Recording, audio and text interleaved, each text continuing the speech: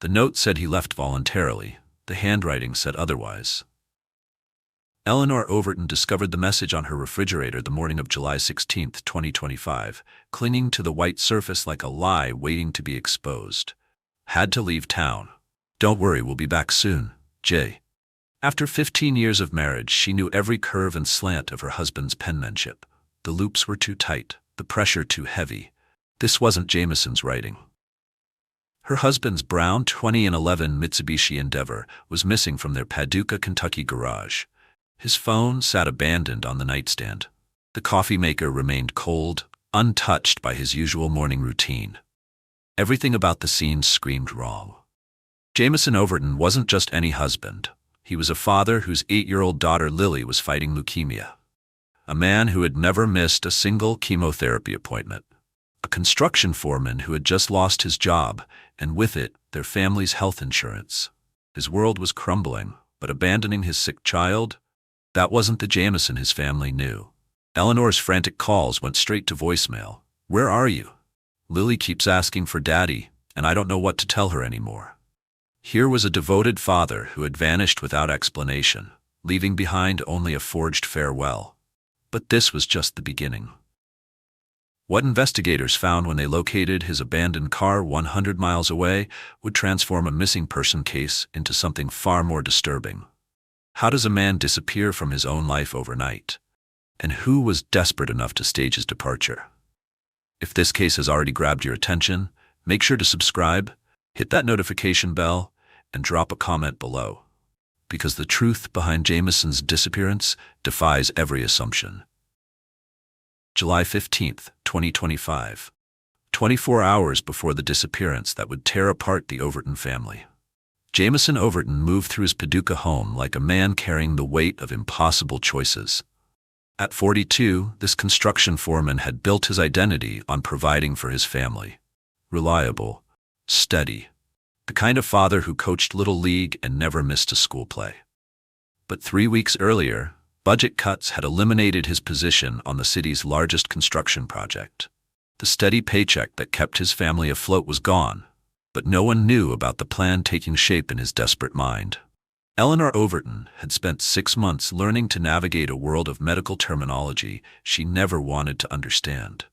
Oncology appointments, insurance claims, treatment protocols. She fought for her daughter's life with the ferocity of a mother who refused to accept defeat. Her husband's recent job loss was another battle to face, another mountain to climb. But she couldn't fight what she couldn't see coming. 8-year-old Lily Overton wore her bald head like a crown. Diagnosed with leukemia 6 months earlier, her medical bills had already reached $180,000. The treatments were draining their savings, crushing their finances, but her smile still lit up every room she entered. Patricia Overton had raised her son to be honorable, dependable. She knew Jameson's character better than anyone, understood his fierce devotion to family. Her son would never abandon his wife and sick child, but even mothers can't protect their children from every threat. None of them suspected that within hours, their family would be forever changed. The financial pressure crushing the Overton family had been building like a slow avalanche for 6 months. When Lily's leukemia diagnosis arrived in January 2025, it brought with it a cascade of medical expenses that no middle-class family could easily absorb. Hospital stays, specialized treatments, prescription medications. Each bill arrived like another weight added to an already bending scale. Jameson's construction job provided more than just income. It was their lifeline to comprehensive health insurance that covered 60% of Lily's treatment costs. Without it, the family faced a medical debt that could reach $500,000. The termination notice from his insurance provider sat unopened on their kitchen counter, too frightening for Eleanor to even acknowledge. But July 15th had started like any ordinary Tuesday. Jameson played video games with Lily after her afternoon medication. He helped Eleanor prepare dinner, discussing mundane things like grocery shopping and lawn care. The conversation felt normal, routine. Nothing in his demeanor suggested a man planning to disappear. The family's neighbor, Mrs. Catherine Walsh, became an unwitting witness to the evening's only unusual event. At exactly 10 o'clock, she stepped onto her front porch to bring in her cat when she noticed Jameson loading a small black suitcase into the trunk of his brown Mitsubishi Endeavor. The action struck her as odd, not because neighbors don't travel, but because Jameson moved with urgency, constantly glancing toward his own front door as if worried about being seen. Walsh would later describe his body language as nervous, like he was doing something he shouldn't be doing. Inside the house, Eleanor noticed nothing unusual about their final conversation. They discussed Lily's upcoming doctor's appointment, scheduled for the following Thursday. Jameson mentioned needing to check on a potential job lead in the morning. Their goodnight kiss was brief but familiar. "I told him I loved him," Eleanor would later recall. "He said it back, just like always. I had no idea it might be goodbye." Jameson remained awake after Eleanor fell asleep, sitting in their living room with only the television's glow for company. The house settled into its familiar nighttime quiet. By midnight, even the neighbor's porch light had switched off, leaving Jameson alone with whatever thoughts were driving him toward a decision that would change everything. At some point in those dark early morning hours, he wrote the note that would later puzzle his family. At some point, he made the choice to leave. But the question remained. Was it really his choice to make? Eleanor's discovery of the refrigerator note should have provided answers. Instead, it raised more questions than a family in crisis could handle. The message appeared straightforward enough. "Had to leave town. Don't worry, we'll be back soon. J." Written on a torn piece of notebook paper, the words suggested a man making a quick decision to handle some urgent business. But Eleanor studied the handwriting with growing unease. After 15 years of marriage, she knew Jameson's penmanship as well as her own. The letter formations were too cramped, the spacing inconsistent. Most telling was the signature, a simple J that lacked the distinctive flourish Jameson always added to his initial. "This isn't how he writes," Eleanor told the responding officer. "The pressure is all wrong. Look at how tight these letters are." Unfortunately, Paducah's police department had no handwriting expert immediately available. The note was photographed and bagged as evidence, but without professional analysis, the family's concerns remained just that, concerns. The second contradiction emerged when investigators examined Jameson's cell phone activity. His iPhone sat on the nightstand where Eleanor found it, seemingly forgotten by a man who never went anywhere without it. But the phone's digital footprint told a different story. Cell tower records showed the device had pinged a tower approximately 15 miles southeast of Paducah sometime after midnight, long after Eleanor had gone to sleep. How could Jameson's phone travel 15 miles from home, only to end up back on his bedside table? The logical explanation suggested someone had taken the phone, driven it outside the city limits, then returned it to the house. But investigators hit another dead end when they learned the cell tower covered a vast rural area with no security cameras or witnesses. The third piece of evidence proved equally frustrating.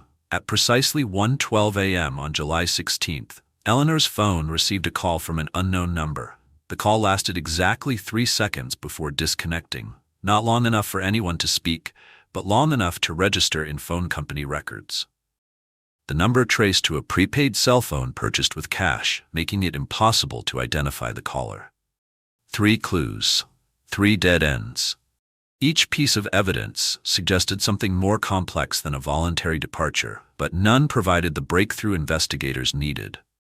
Word of Jameson's disappearance spread quickly through Paducah's tight-knit community.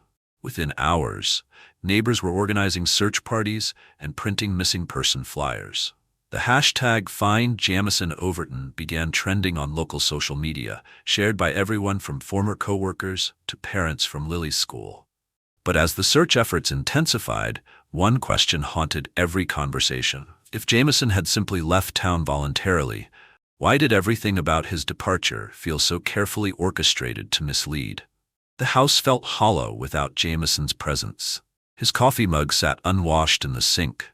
His work boots remained by the front door, caked with dried mud from his last construction site. These small remnants of normal life made his absence feel surreal, like he had simply stepped out for groceries and would return any moment. Eleanor moved through their bedroom like a ghost, touching his pillow, opening his dresser drawers to confirm his clothes were still there. Only a few items were missing. Some underwear, a couple of t-shirts, his favorite jeans. Not enough for a man planning an extended absence. He'd never leave Lily, not when she needs him most. The conviction in Eleanor's voice carried the weight of a woman who knew her husband's heart.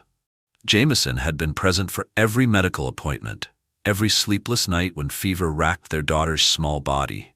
He read bedtime stories through her worst days and celebrated every small victory in her treatment. Patricia Overton arrived that afternoon, her face etched with worry lines that seemed to have appeared overnight. She held her granddaughter close, stroking Lily's bald head with gentle fingers. My son would never abandon his family, especially with Lily's illness. The older woman's words carried absolute certainty. She had raised Jameson to be responsible, to honor his commitments. The idea of him walking away from his sick child was not just unlikely, it was impossible. But as the hours stretched into evening, Eleanor found herself cataloging every detail that felt wrong. The handwriting on the note, the abandoned phone, the neighbor's description of nervous urgency. Each inconsistency added weight to a growing certainty that something terrible had happened to her husband. While others searched the streets and distributed flyers, Eleanor began keeping a notebook, documenting every contradiction, every piece of evidence that didn't fit the voluntary departure narrative. She was building a case that her husband hadn't left willingly. July 17, 2025. 48 hours after Jameson Overton vanished from his Paducah home, a maintenance worker at an abandoned Walmart in Clarksville, Tennessee made a discovery that would shift the entire investigation. The brown 2011 Mitsubishi Endeavor sat alone in the far corner of the cracked asphalt parking lot, positioned deliberately away from the main road and any remaining security cameras. License plate KY 7894JM. Jameson's vehicle, exactly as described in the missing person report that had been circulating throughout Kentucky and Tennessee. Clarksville police responded within minutes, cordoning off the area and beginning their preliminary examination. The car appeared undamaged from the outside. No dents, no broken windows, no signs of a struggle or accident. It looked like someone had simply parked it and walked away. But the location raised immediate questions. Clarksville sits 100 miles south of Paducah, across state lines in Tennessee. The route between the two cities follows major highways, passing through dozens of smaller towns where a car could have been abandoned much closer to home. Why travel such a distance? The logistics made no sense for a man planning a voluntary departure. If Jameson had left town for work or to clear his head, why not take a bus or fly? Why drive his only vehicle 100 miles away, stranding himself without transportation? And if he had intended to disappear permanently, why abandon the car so close to major highways where it would inevitably be found? The placement suggested something else entirely. Someone had wanted the car discovered, but far enough from Paducah to complicate the investigation. Moving the search across state lines meant involving multiple law enforcement agencies, diluting resources, and creating jurisdictional complications. Every aspect of the discovery felt calculated. The remote section of the parking lot, the distance from home, the timing of the abandonment. As investigators prepared to process the vehicle for evidence, one question dominated their thinking. What would they find inside that could explain why someone had gone to such elaborate lengths to place Jameson's car 100 miles from where he was last seen? Drop your theory in the comments. Why drive 100 miles just to dump a car? Detective Marcus Holloway had processed hundreds of abandoned vehicles during his 15-year career with the Tennessee Bureau of Investigation. Cars left behind after accidents, stolen vehicles dumped by joyriders, even suicide scenes where people had driven to remote locations. But when he opened the driver's door of Jameson Overton's Mitsubishi, he encountered something that stopped him cold. The interior was spotless. Not clean in the way a careful owner might maintain their vehicle, but sterile, professional. The dashboard, steering wheel, door handles, gearshift, and seats had been wiped down with industrial-grade cleaner. No fingerprints, no DNA evidence, no hair fibers or skin cells that normally accumulate in any vehicle driven by humans. This wasn't someone leaving town, this was someone covering their tracks. Detective Holloway's words carried the weight of experience. In voluntary missing person cases, people don't sanitize their vehicles. They don't eliminate every trace of their presence. They simply leave. But this car had been processed like a crime scene in reverse, every piece of potential evidence methodically removed. When Eleanor received the call from investigators, the news hit her like a physical blow. Her husband was meticulous about many things, but cleaning his car had never been one of them.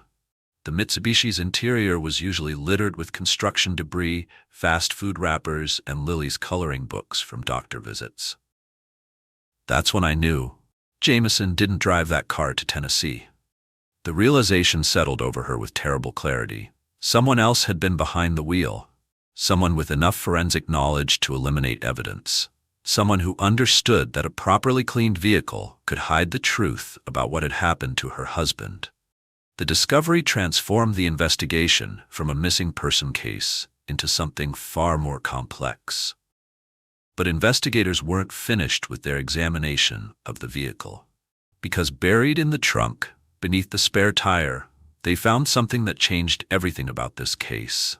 The cell phone evidence painted a picture that defied logic. Digital forensics expert Sarah Chen spent 3 days analyzing the data from Jameson's iPhone, building a timeline that made no sense for a man planning a voluntary departure. At 11:47 p.m. on July 15th, Jameson's phone pinged the cell tower closest to his Paducah home. Normal. Expected.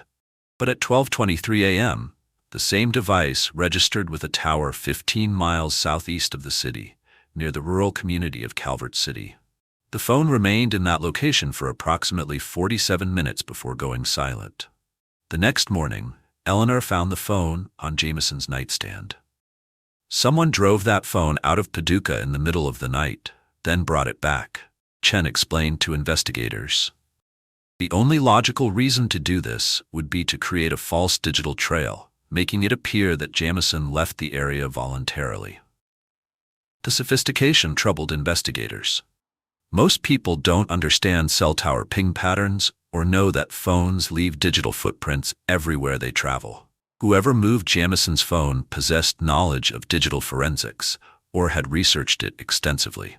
The return of the phone to the house was equally calculated. A missing phone would have provided no misleading data, but a phone left behind with evidence it had traveled outside the city suggested Jameson had made a trip before deciding to abandon his device and disappear permanently. The professional cleaning of Jameson's Mitsubishi revealed a level of preparation that chilled investigators. Tennessee Bureau of Investigation forensic specialist Dr. Robert Martinez had never encountered such thorough evidence removal in a missing person case. Every surface that could retain fingerprints, DNA, or trace evidence had been treated with industrial cleaning solution, Martinez reported. This wasn't someone wiping down a car with household products. This was systematic, methodical removal of forensic evidence. The trunk yielded the most disturbing discovery. Beneath the spare tire, investigators found a small digital camera memory card containing photos of Jameson's daily routine. Pictures of him leaving for work, entering the grocery store, picking up Lily from school. Someone had been watching him, documenting his habits. Surveillance cameras at the abandoned Walmart provided no useful footage. The positioning of the vehicle suggested the driver understood camera placement and deliberately avoided detection. Store security confirmed that section of the parking lot had been a blind spot for months. This level of planning indicates someone with either law enforcement training or extensive research into forensic countermeasures, Martinez concluded. The crushing weight of medical debt provided the only clear motive in Jameson's disappearance. Hospital billing records revealed that Lily's leukemia treatment had already generated $180,000 in charges, with her care projected to continue for at least 2 more years. Jameson's recent layoff had triggered a 30-day countdown to insurance termination. The unopened letter on their kitchen counter contained the official notice: coverage would end August 15th unless alternative arrangements were made. Without insurance, Lily's treatment costs would exceed $50,000 per month. The family's financial advisor, Janet Morrison, painted a grim picture of their situation. Jameson came to me 3 weeks before he disappeared, asking about liquidating their retirement accounts and taking out a second mortgage. He was desperate to find money for Lily's care. Morrison described a man consumed by impossible mathematics. Even if Jameson found another job immediately, most employers required a 90-day waiting period before health insurance became effective. Lily couldn't wait 90 days. Her next chemotherapy cycle was scheduled for July 22nd. He kept asking me about life insurance policies, Morrison recalled, specifically when they would pay out and whether there were any exclusions for suspicious deaths. That conversation haunts me now. The financial pressure had transformed Jameson from a stable family man into someone exploring increasingly desperate options. But investigators struggled to connect his money problems to the sophisticated planning evident in his disappearance. Someone with extensive knowledge of forensics and surveillance had orchestrated his vanishing. But who? And why target a struggling construction worker whose only crime was loving his sick daughter? The discovery of surveillance photos in Jameson's trunk marked the moment when investigators officially reclassified the case. What had begun as a missing person investigation was now being treated as a potential homicide. The Paducah Police Department requested assistance from the FBI's Behavioral Analysis Unit, recognizing that they were dealing with something beyond their typical missing person cases. Detective Holloway assembled the evidence timeline on the conference room whiteboard. The forged note, the impossible phone movements, the professionally cleaned vehicle, and now photographic proof that someone had been stalking Jameson Overton. The pattern suggested a predator who had studied his target extensively before striking. This wasn't random. Holloway told the assembled task force. Someone identified Jameson as vulnerable. They knew about his financial stress, his daughter's illness, his job loss. They waited for the perfect moment when he was most desperate. Eleanor's initial shock was giving way to a cold determination. The realization that her husband had been hunted like prey filled her with rage that overrode her grief. She began working directly with investigators, providing details about Jameson's recent behavior that she had initially dismissed as stress-related. He mentioned getting strange phone calls at work, she remembered. Hang-ups, mostly. But twice someone asked if he was interested in making real money fast. He thought they were scammers. The FBI's involvement brought new resources to the search. Agent Patricia Valdez specialized in cases involving financial exploitation and had seen similar patterns before. Desperate parents facing medical bills were prime targets for various criminal schemes. Predators identify families in crisis through hospital billing records, insurance databases, even social media posts about sick children, Valdez explained. They approach with offers that seem too good to be true, because they are. The search effort expanded beyond Kentucky's borders. Tennessee authorities coordinated with teams of volunteers who had driven down from Paducah, refusing to abandon their search for answers. The #Find Jameson Overton campaign had attracted national attention, with crime bloggers and amateur investigators offering theories and assistance. But the community's determination was matched by growing fear. If someone had targeted Jameson specifically, were other struggling families at risk? Local hospitals began warning parents about suspicious approaches from strangers offering financial assistance. The investigation revealed a disturbing truth about vulnerability in modern America. Medical bankruptcies affected hundreds of thousands of families annually. Desperate parents would consider almost any option to save their children's lives. That desperation created opportunities for predators willing to exploit human love. 3 days after finding the car, investigators received their first credible lead.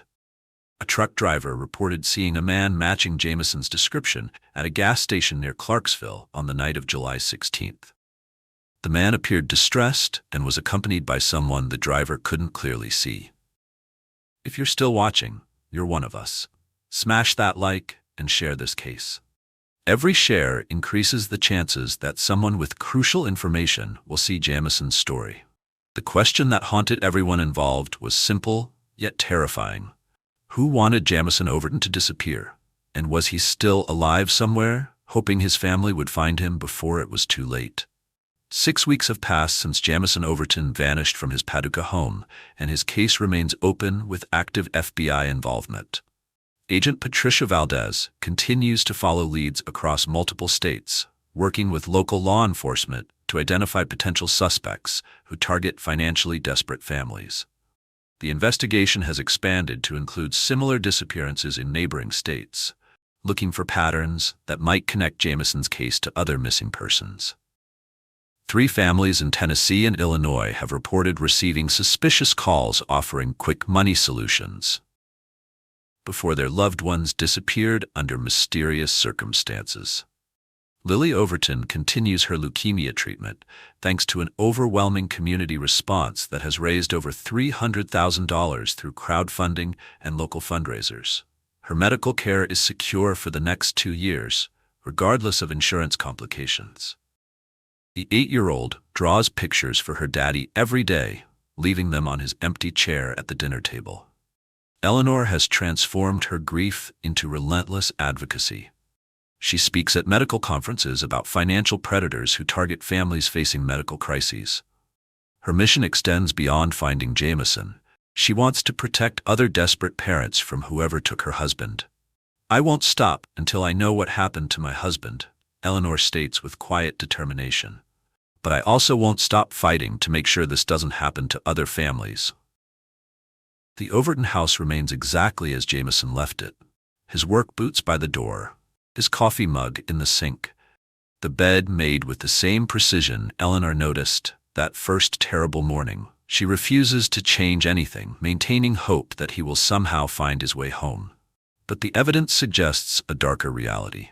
Someone with sophisticated knowledge of forensics and surveillance identified Jamison as a target, studied his routines, and executed a plan that removed him from his family's life completely. The professional nature of his disappearance indicates this wasn't the work of an amateur. In a world where devoted fathers can vanish overnight, where cars tell stories their drivers never lived to share, the question becomes, who do you trust when desperation makes you vulnerable? If Jamison's story has moved you, subscribe to TCI Crime Stories for our next investigation. And tell us in the comments, what unsolved case would you want us to investigate next?